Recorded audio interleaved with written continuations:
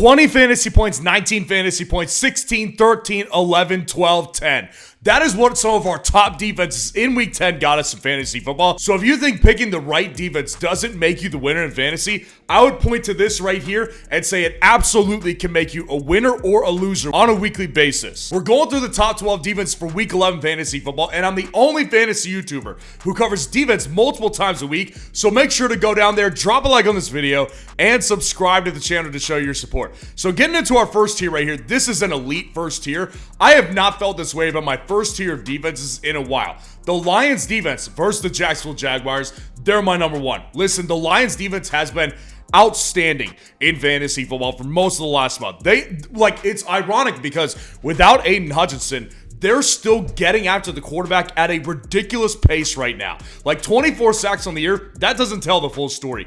They've been piling up sacks over the last several weeks, and they're also just so aggressive on the back end. 13 interceptions total, 7 forced fumbles. Like, this defense has really come together over the last month. Now, they're taking on Jacksonville, who obviously is a disaster. They're a disgrace. And it's, even if they have Trevor Lawrence, which they probably will not have, when they play Mac Jones, it's over. They're going to put up no more than 10 points, obviously. And in this game, they're going to get turnovers here because the Jags are bottom 4 in turnover differential, and the Lions are top 5 in turnover differential. They don't turn the ball over, but they create turnovers at a nauseating pace. So the Lions here, they're going to crush the Jags. They're top tier for sure. The Vikings defense, at number 2, at the Tennessee Titans here. Obviously, Tennessee showed some signs of life, I guess, offensively. Will Levis was way better than he had been all year. Listen, my narrative on Will Levis hasn't changed. This guy is a disgrace. He's a clown. He's a joke artist is what he is. Because just when you think he may start to get good, I'm predicting the Vikings this week will pick him off at least twice in this game. Cause a few fumbles because Minnesota has 15 interceptions on the year, and they've got 6 forced fumbles. This defense is averaging 12 fantasy points per game. Because they've been elite. This defense is top tier. Because Brian Flores is elite as a defensive coordinator, and their personnel has been pretty healthy through the first 11 weeks. So this one is just an easy, no-brainer play. If you can't grab the Lions, Vikings play against the Tennessee Titans versus this bad offense, yeah, I'm all over this one too. And to round out this tier, the Texans defense on Monday night at the Dallas Cowboys. Also a fantastic matchup. And honestly, the irony is that their defense has been absolutely awesome too. They took 5 interceptions from Jared Goff. Now, that was a really off night from a usually very turnover-less Jared Goff. It was an off night for him. But the reality is, it's not because he was just off versus a bad defense. The Texans' defense has been really good. They have 29 total sacks this year. And yes, 5 interceptions contributes to 13 on the entire season, but their defense still gets after you in a lot of different ways. So with their defense, I still think that they're going to have a massive game against the Cowboys because whether they put Trey Lance, whether they put Cooper Rush, they could even put me out there at quarterback. I don't think I'd do as bad. It's just a disgraceful team. Their offense stinks. No good quarterbacks here. Offensive line is terrible. There's no redeeming value for the Cowboys offense this week versus the Texans here. Dropping down to our next tier, the Rams defense at number 4.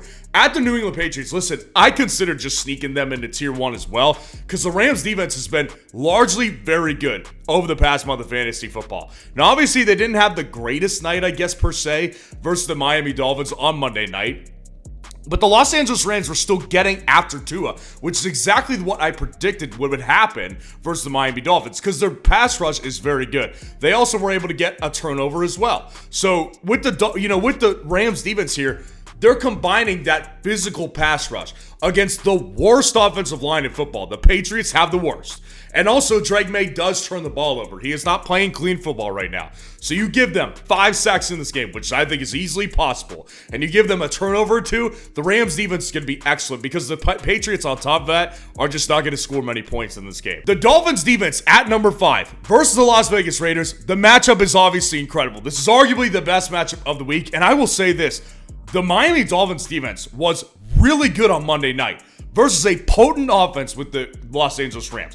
Their defense actually came through in a big way.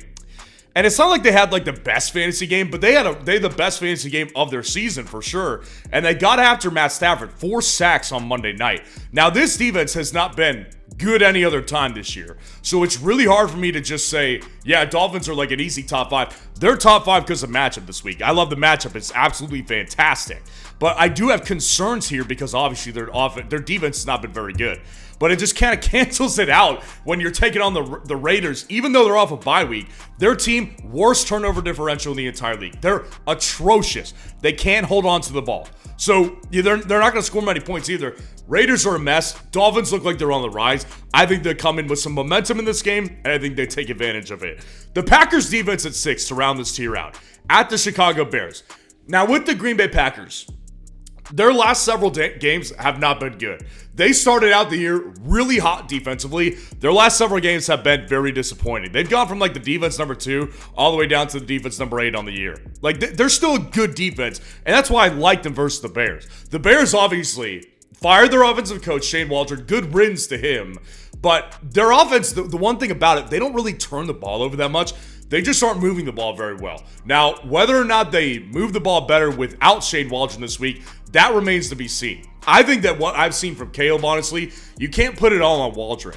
Waldron sucked as an offensive coordinator. Caleb is missing plays. Like, that guy looks lost out there. So I don't all of a sudden think that they're going to just play really well against the Packers defense, who's really physical and aggressive. 10 interceptions this year, 9 fumbles recovered. I don't think that you're going to play this opportunistic defense off a bye and all of a sudden just be a changed man all of a sudden.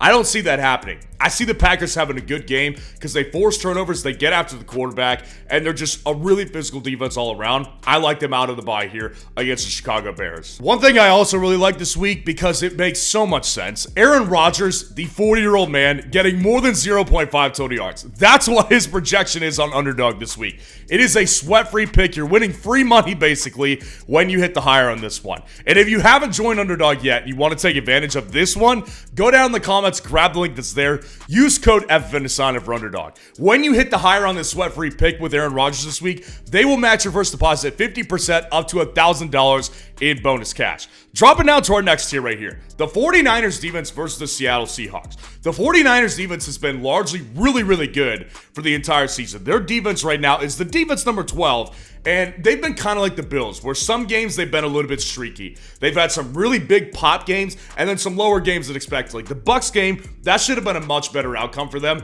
and they disappointed big time. Now, the good thing here is with the Seattle Seahawks. The Seattle Seahawks, the first time they played, the Seahawks turned the ball over twice because Geno Smith can't hold. Geno Smith is not a clean quarterback playing football right now. So especially if they don't have DK in this game, which maybe they do, maybe they don't. But if they don't have their biggest play threat, there's going to be a lot more forcing the ball down the field to Jackson Smith-Njigba, Tyler Lockett, Jake Bobo. And there's going to be more interceptions. Either way it goes, he's going to throw picks, and the 49ers defense will get after Geno Smith as well. Their defense is physical, they're fast, they're athletic, and I think the 49ers defense are in line for another good matchup versus Seattle, who they have owned really, really big time over the past 5 years or so. The Browns defense at number 8. At the New Orleans Saints, the Browns defense coming off a bye. Taking on the Saints, I refuse to believe the Saints are not a good defensive matchup. Listen, the Falcons defense, they had every opportunity last week, and they were a disgrace. They were a total disgrace. The Saints beat them, not only that, they also put up 2 points and 2 touchdowns with Marcos Valdes-Scantling. I just don't see that happening against a better defense. At this point, I think the Falcons may have the worst defense in the league. The Browns defense, on the other hand, has had better success of late because now they have a quarterback who can actually deliver the ball and move the chains on a consistent basis. So their defense isn't getting worn down every single week. They're also getting healthier as well. They're coming out of the bye week as well. The Cleveland Browns defense, I expect them to have a much better game versus the Saints than the Falcons just did in disgraceful fashion. They're a disgraced organization to me defensively because of what they just did against the Saints. I think the Browns right the ship against the Saints and prove that they're a good matchup for a defense. The Colts defense at number 9 at the New York Jets here. With the Jets, the Jets they have talent, right? Like, nobody's debating whether or not the Jets have talent offensively.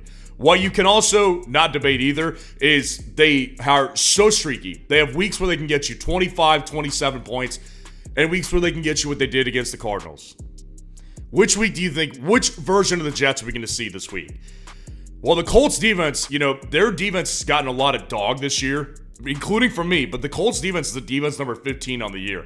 They've been able to get out to the quarterback more consistently over the past month. They've also been getting interceptions the last several games as well. So with Aaron Rodgers here, like, I don't see Aaron Rodgers being able to put up a bunch of points and come out of this game turnover free. I think he will struggle in this game versus the Indianapolis Colts, and I think it's a bad matchup yet again for the Jets. I'm going Colts defense here at number 9. Dropping down to our last tier, the Broncos defense at number 10 versus the Atlanta Falcons. Now, I just said Atlanta is a disgraced organization defensively because their offense is still very good. Their offense can move the ball very well. Again, bad game for them last week, but the Falcons offense, for the majority of the past 2 months of the season, they've been lights out. So I don't really doubt the fact that they'll be able to move the ball. You also can't doubt the fact the Broncos defense is legit, man. They are getting after the quarterback so much. 35 sacks on the year so far. They are disrupting every single game with their pass rush. And with Atlanta, I just don't see Kirk Cousins being able to evade this. So again, even if the Falcons put up 21 points here, and even if they don't turn the ball over but one time or no times at all, I think the Broncos defense gets after Kirk Cousins, gets 4 sacks on this guy, and ends up putting up a good defensive fantasy performance. Number 11, the New Orleans Saints defense versus the Cleveland Browns. They're also inside the top 12, and it's for one reason only. Saints defense has not been very good since the past month of fantasy football. What they can do is they can get after the quarterback still, and Jameis Winston throws interceptions. We saw that before the bye week. When they played the Los Angeles Chargers, they turned the ball over a ton in that game. Jameis Winston is still turnover prone. That's in his DNA. That doesn't leave all of a sudden. So with the Saints, I expect them to get after Jameis Winston, and I expect them to force turnovers here. I think it's a low-scoring game. If you just look at the Vegas line right now, if they're expecting little points, I'm expecting very few points in this game, which keeps the Saints inside the top 12 since it'll be a lower scoring matchup and they're playing a turnover prone quarterback. And then the Jets defense at number 12. They're also inside the top 12 as well because Indy has been a disaster offensively. I mean, really, like I've been saying it for a couple days. I wouldn't be surprised, even though there's reporting out that Shane Steichen said, yeah, we're riding with Joe Flacco this week. It wouldn't surprise me if come Thursday, come Friday, they just decide we're going back to Anthony Richardson. Because Flacco has thrown 6 interceptions through the last 2 games. That's crazy, man. That's totally crazy. And the Jets defense, like it or not, they are just taking on a matchup where they're turnover prone. So I think the Jets defense has been objectively bad since they fired Robert Saleh, with the exception of a weak Houston Texans team. But this week is different. You take on a quarterback who's turned the ball over 7 times, including the fumble, over the past 2 weeks. This is a good matchup here for the Jets, so I have them slightly inside the top 12. And as I do at the end of every single rankings video, I give you my favorite defense to pick up in advance for next week if you had the roster space to do this one. And I think this team, they're going to be on tons of waivers this week because they had a decent opportunity versus the Steelers just this past week. They're playing the Eagles this week, but next week, they get the Cowboys defense off of the long week because they play on Thursday night versus the Eagles, and the Cowboys are a disgrace. Like I said earlier, whether you play Cooper Kupp, whether you throw Trey Lance, or whether you throw me out there, it doesn't make a difference because their offense sucks, and they're going to turn the ball over, and their quarterback's going to get sacked. So the Commanders here, I expect this one to be a fantastic fantasy performance. So let me know how your lineups start to look this week, and if you want to see the top 30 wide receiver rankings for this week, click on this video right here.